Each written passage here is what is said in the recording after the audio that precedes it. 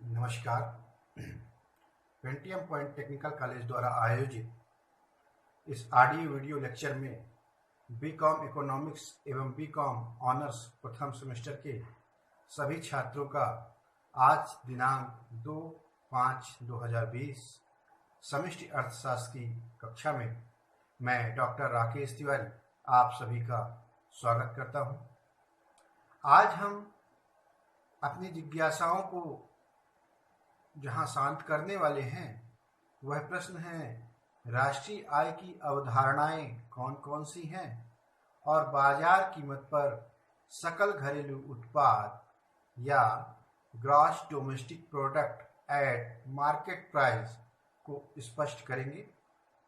तो सबसे पहले हम अपने मूल प्रश्न पर आते हैं कि राष्ट्रीय आय की विभिन्न अवधारणाएं कौन कौन सी हैं, तो उस पर बात करेंगे। तो ये तकरीबन 12 प्रकार की हमारे पास अवधारणाएं हैं, या हम ये कह सकते हैं कि 12 प्रकार के ऐसे पैरामीटर्स हैं जिनको संयुक्त रूप से कैलकुलेट कर हम राष्ट्रीय आय निकालते हैं।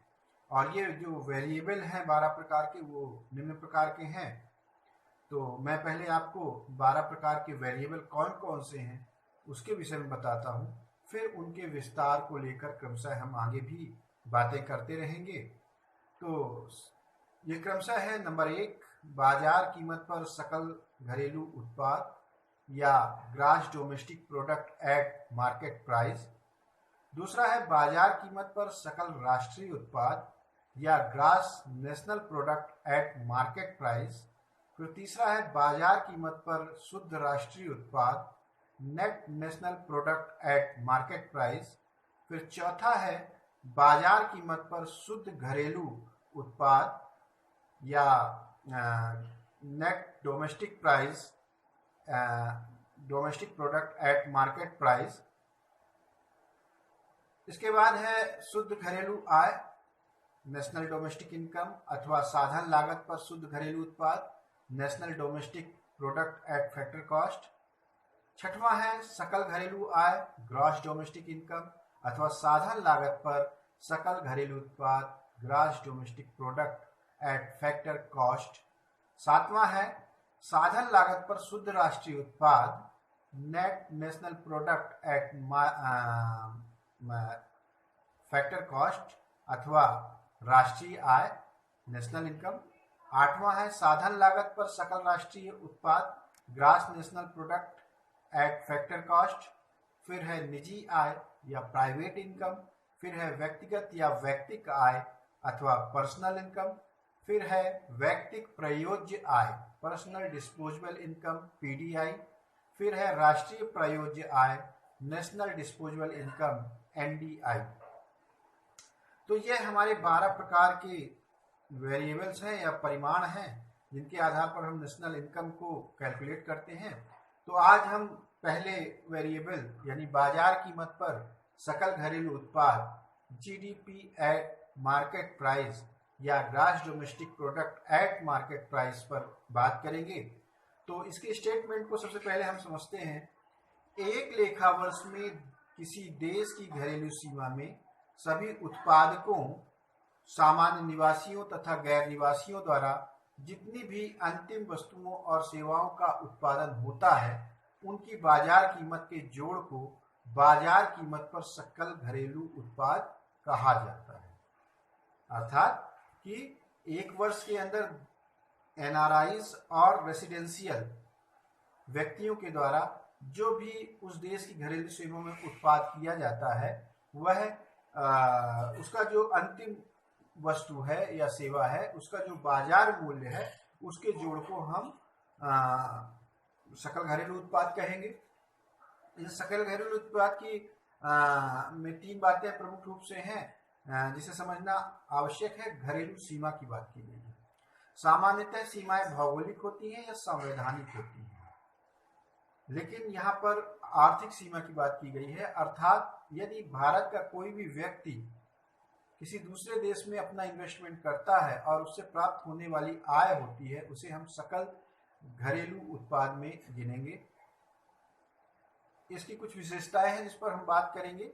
नंबर 1, इसमें केवल देश की घरेलू सीमाओं में उत्पादित वस्तुओं और सेवाओं को ही सम्मिलित किया जाता है। देश की घरेलू सीमाओं में उत्पादित वस्तुएं, और मैंने कहा कि आर्थिक सीमा होती है, यानी भारत देश का मूल नागरिक व्यवसायी के तौर पर यदि किसी दूसरे देश में, मान लीजिए ऑस्ट्रेलिया में कोई खदान खरीदता है या अरब कंट्रीज में कोई रिफाइनरीज खरीदता है और वहां से जो आय प्राप्त होती है वह देश की राष्ट्रीय सकल घरेलू उत्पाद में गिना जाएगा।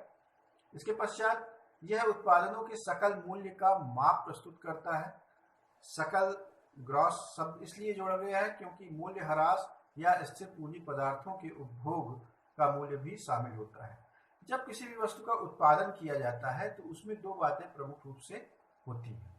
पहला, उसके लिए उत्पादन करने के लिए जो आप मशीन की व्यवस्था करते हो, और जब उत्पादन करते हो तो उस मशीन की चलने की एक अपनी घिसावट होती है, और वह घिसावट को हम सकल घरेलू उत्पाद में गिनते हैं।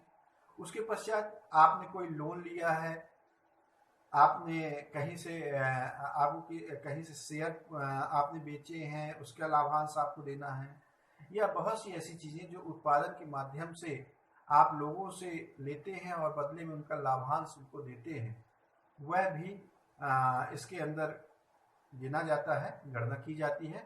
इसलिए ऐसे उत्पादनों को हम सकल मूल्य पर ही माप सकते हैं। तीसरी बात कही गई है कि सकल घरेलू उत्पाद में केवल अंतिम वस्तुओं और सेवाओं की गणना की जाती है, इसमें मध्यवर्ती वस्तुओं की गणना नहीं होती है। अर्थात वह वस्तुएं जो अंतिम रूप से उपभोग के लिए उपभोक्ता तक पहुंचती हैं, केवल उन्हीं वस्तुओं को सकल घरेलू उत्पाद में जोड़ा जाता है, मध्यवर्ती वस्तुओं को नहीं जोड़ा जाता। जैसे कोयला, बिजली, स्टील, यह सब मध्यवर्ती वस्तुएं हैं जिनसे तैयार वस्तुएं निर्मित होती हैं, उनके तैयार करने में इनकी उपयोगिता होती है, अर्थात इन्हें सकल घरेलू उत्पाद के अंतर्गत नहीं जोड़ा जाता है। इसके पश्चात इसमें भौतिक उत्पादन नहीं बल्कि उत्पादित वस्तुओं और सेवाओं के बाजार मूल्य को शामिल किया जाता है। आप वर्ष भर में कितना उत्पादन करते हैं, उस उत्पादन की मात्रा क्या है, उसे काउंट नहीं किया जाता है, बल्कि आपने जितना उत्पादन किया है उसका बाजार विक्रय होने के बाद प्रचलित मूल्य के आधार पर जो राशि प्राप्त हुई है उसे ही सकल राष्ट्रीय उत्पाद में जोड़ा जाता है। सकल मूल्य वृद्धि को एक लेखा वर्ष के लिए आकलित किया जाता है। एक वर्ष के अंदर जो भी महंगाई यदि बढ़ती है तो आधार वर्ष के आधार पर कितनी महंगाई उस वर्ष बढ़ी है उसको हम सकल मूल्य वृद्धि के अंतर्गत सकल घरेलू उत्पाद में जोड़ते हैं। इसके पश्चात इसका मापन प्रचलित कीमतों पर किया जाता है। एक एग्जाम्पल है कि यदि हम 2006 का जीडीपी ज्ञात करना चाहते हैं तो उसमें केवल 2006 में ही उत्पादित वस्तुओं को शामिल किया जाएगा, उसमें 2005 की वस्तुओं को शामिल नहीं किया जाएगा, भले ही उनका विक्रय 2006 में क्यों न किया जाए।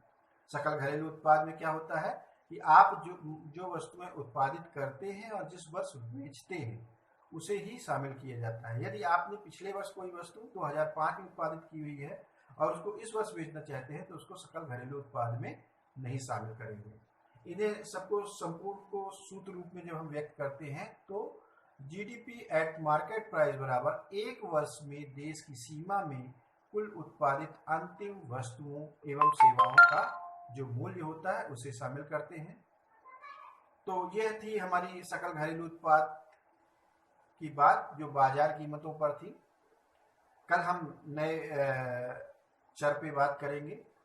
आप सब लोगों ने इस क्लास को ध्यानपूर्वक सुना, इसके लिए आप सभी का धन्यवाद है। इसके अलावा मैं संस्था के संचालक श्री बीएन त्रिपाठी जी को, संस्था की प्राचार्य डॉक्टर सीमा शुक्ला जी को एवं संस्था के academic director Shri SK Tripathi ji को भी धन्यवाद देना चाहूँगा। प्यारे बच्चों, मैं आपसे एक बात और कहना चाहता हूँ। यह सभी स्टडी मटेरियल आपको YouTube के चैनल पर भी उपलब्ध है। इन्हें प्राप्त करने के लिए और नया क्या हो रहा है उसकी नोटिफिकेशन की प्राप्ति के लिए आप YouTube में जाकर बेल आइकॉन की बटन दबाएं। उसके बाद आप चैनल को सब्सक्राइब करें तो आपको निरंतर होने वाले अपडेट पता चलते रहेंगे। और सभी शिक्षकों के वीडियो को आप लाइक करें। आपने ध्यानपूर्वक सुना। आपका धन्यवाद। नमस्कार।